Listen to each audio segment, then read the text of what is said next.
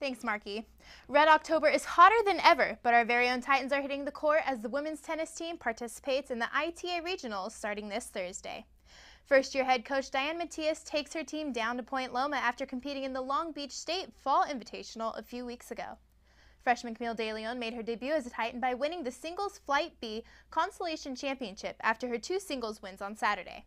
You can also expect a good showing from the team of Titan veterans Morgan McIntosh and Kalika Slevkov, who were both Big West Conference honorees last year.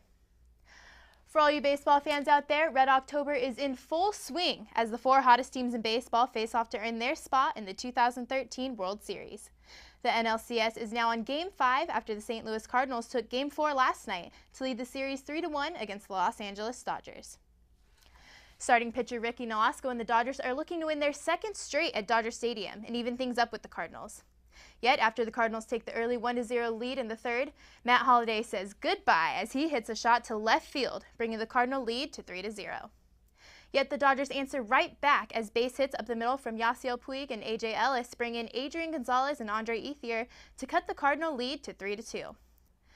The Cardinals add a little cushion in the top of the 7th with a pinch hit home run from Shane Robinson.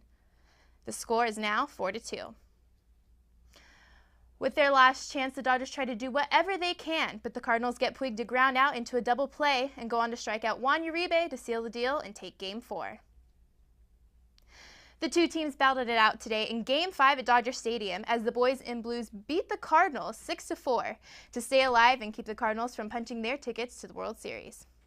On the other end, the ALCS has been quite a toss-up as the Boston Red Sox have fought their way back after dropping the first game of the series to the Detroit Tigers. The Red Sox, who are leading the series 2-1, squeaked out a 1-0 win against Tigers ace Justin Verlander in Detroit yesterday. The pitching duel between Boston's John Lackey and Detroit's Justin Verlander was off to a quick start as Verlander struck out the side in the top of the 2nd inning. Verlander was lights out on the mound literally as the lights went out at Comerica Park at the start of the bottom of the 2nd, which put the game in delay for 17 minutes. Yet it didn't faze the Detroit ace as he came back and struck out the side once again in the top of the 3rd, setting an MLB single-game postseason record for 6 consecutive strikeouts. But it takes 2 to be a pitcher's duel, and Boston's Lackey was on spot as well as he strikes out Torrey Hunter in the bottom of the 6th to set a career postseason record with his 8th strikeout of the night.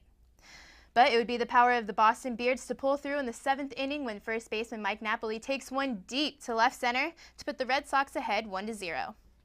The Tigers try to come back with runners on the corners in the bottom of the 8th with 2 outs when Boston reliever Koji Uehara strikes out slugger Prince Fielder to get out of the jam. Boston goes on to win 1-0 and takes Game 3 of the series. The Tigers' reigning Triple Crown winner Miguel Cabrera failed to reach base for the first time in 32 consecutive postseason games. The 2 teams face off once again in Game 4 tonight as the Tigers look to even things up at Comerica Park at 8 p.m. Eastern Time.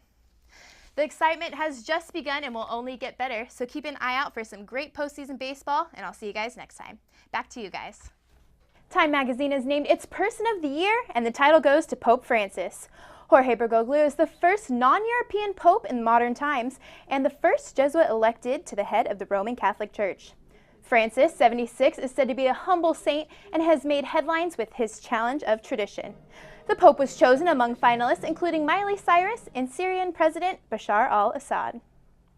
Kaiser Permanente in Anaheim has confirmed that a computer flash drive containing almost 50,000 patient files has gone missing. The drive, which contains patient information such as their names and birth dates, was last seen in September.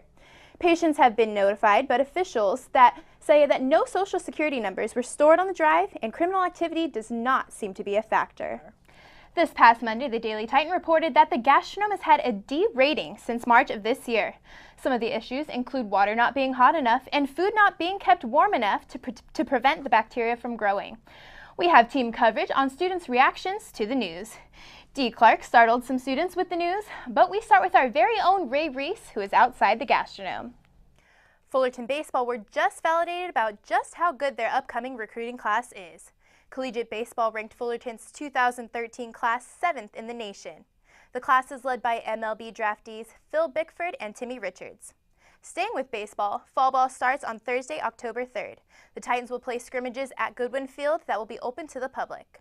On November 16th, Titans will host a family fun day starting at 9 a.m. and a scrimmage will be followed at 1 p.m.